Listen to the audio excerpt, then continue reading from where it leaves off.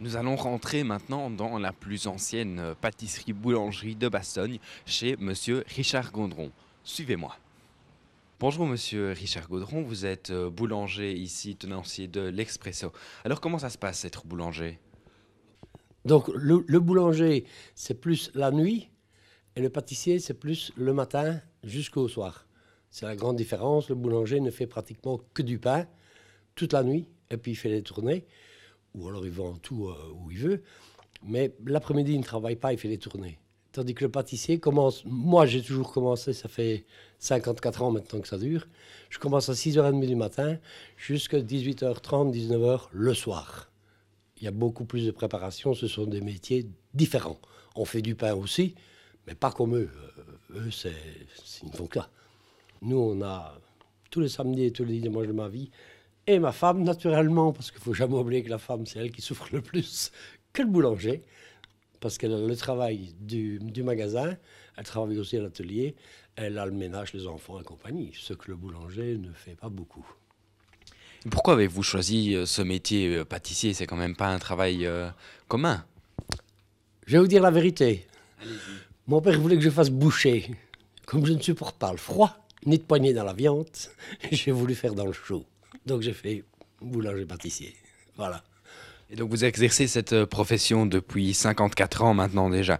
Alors boulanger, c'est plus qu'un métier, c'est une véritable passion. Comment se déroule une journée type pour vous? Moi, je commence vers 6h30. On attaque le pain parce que le pain que je fais, c'est du pain à l'ancienne. Donc, il met 5 heures pour faire le pain, pour le cuire. Donc, il a bien le temps de le lever. J'attaque le pain, puis on attaque la croissanterie, les pistolets. Et ça se déroule, il y a tout le temps. C'est la crème, les éclairs, les tartes. Toute la journée, c'est comme ça. Puis après, on refait l'après-midi, on fait ça, soit la pâte à choux, soit les sandwichs. Mais on fait énormément nos produits nous-mêmes. On n'achète pratiquement pas de produits finis. Ce qui va tuer la boulangerie, la pâtisserie, c'est ça.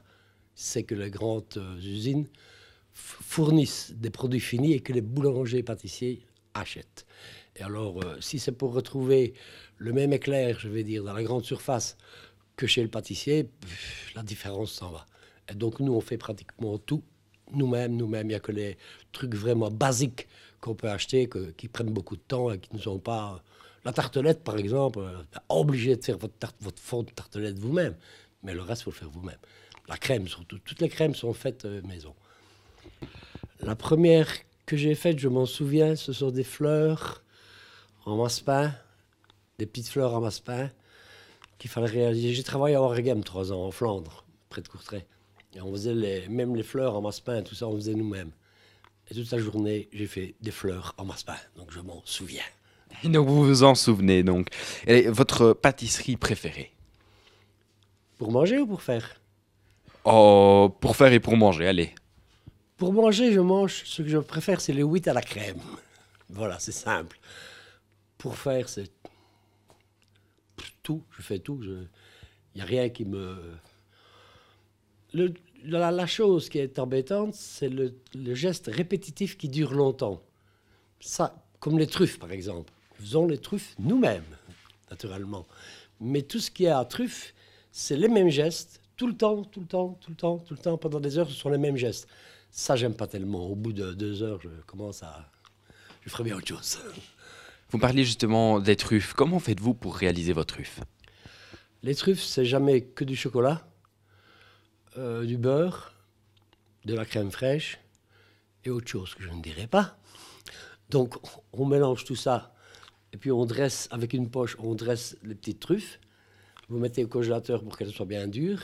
Après, vous prenez le chocolat fondu et le cacao.